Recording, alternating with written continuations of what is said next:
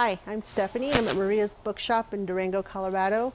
I'm going to read a chapter from The Absolutely True Diary of a Part-Time Indian from Sherman Alexie. And I'll just give a preface before this chapter. He's a Native American who's going to school at a predominantly white school, and so he's talking about his experiences right now. Slouching toward Thanksgiving. I walk like a zombie through the next few weeks in Reardon. Well, no, that's not exactly the right description. I mean, if I'd been walking around like a zombie, I might have been scary. So no, I wasn't a zombie, not at all. Because you can't ignore a zombie. So that made me, well, it made me nothing. Zero. Zilch. Nada. In fact, if you think of everybody with a body, soul, and brain as a human, then I was the opposite of human. It was the loneliest time of my life. And whenever I get lonely, I grow a big zit on the end of my nose. If things didn't get better soon, I was going to turn into one giant walking, talking zit. A strange thing was happening to me. Zitty and lonely, I woke up on the reservation as an Indian, and somewhere on the road to Reardon, I became something less than Indian. And once I arrived at Reardon, I became something less than Indian. Those white kids did not talk to me. They barely looked at me. Well, Roger would nod his head at me, but he didn't socialize with me or anything. I wondered if maybe I should punch everybody in the face. Maybe they'd all pay attention to me then. I just walked from class to class alone. I sat at lunch alone. During PE, I stood in the corner of the gym and played catch with myself. Just tossed a basketball up and down, up and down, up and down.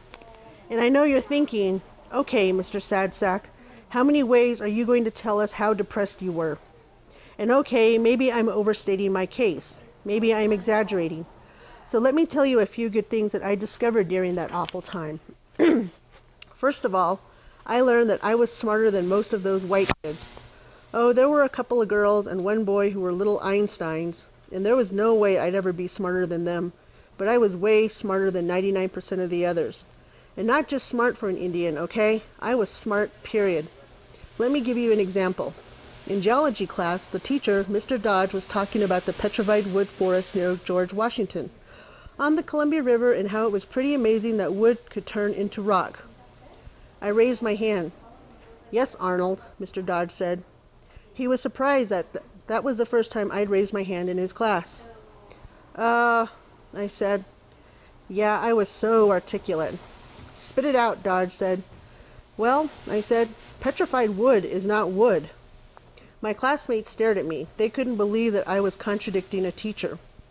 If it's not wood, Dodge said, then why do they call it wood? I don't know, I said. I didn't name the stuff, but I know how it works. Dodge's face was red, hot red. I'd never seen an Indian look that red.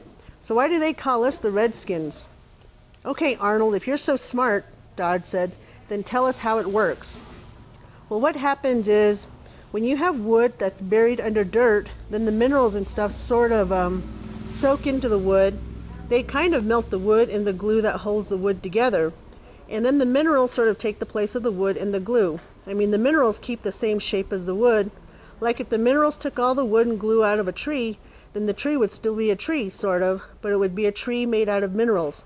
So you see, the wood has not turned into rocks. The rocks have replaced the wood. Dodge stared at me. He was dangerously angry. There's a picture of a volcano and Mr. Dodge, and it says, which of these pyrotechnic giants will explode first? Okay, Arnold, Dodge said, where did you learn this fact on the reservation? Yes, we all know there's so much amazing science on the reservation. My classmates snickered. They pointed their fingers at me and giggled, except for one, Gordy, the class genius. He raised his hand. Gordy, Dodge said, all happy and relieved and stuff, I'm sure you can tell us the truth. Actually, Gordy said, Arnold is right about petrified wood. That's what happens. Dodge suddenly went all pale, yep, from blood red to snow white in about 2 seconds. If Gordy said it was true, then it was true, and even Dodge knew that. Mr. Dodge wasn't even a real science teacher. That's what happens in small schools, you know. Sometimes you don't have enough money to hire a real science teacher. Sometimes you have an old real science teacher who retires or quits and leaves you without a replacement. And if you don't have a real science teacher, then you pick one of the other teachers and make him the science teacher. And that's why small-town kids sometimes don't know the truth about petrified wood. Well, isn't that interesting, the fake science teacher said. Thank you for sharing that with us, Gordy. Yeah, that's right. Mr. Dodge thanked Gordy, but didn't say another word to me. Yep, now even the teachers were treating me like an idiot. I shrank back into my chair and remembered when I used to be a human. I remember when people used to think I was smart. I remember when people used to think my brain was useful. Damaged by water, sure, and ready to seizure at any moment. But still useful, and maybe even a little bit beautiful and sacred and magical. After class, I caught up to Gordy in the hallway. Hey, Gordy, I said, thanks. Thanks for what, he said. Thanks for sticking up for me back there, for telling Dodge the truth. I didn't do it for you, Gordy said. I did it for science.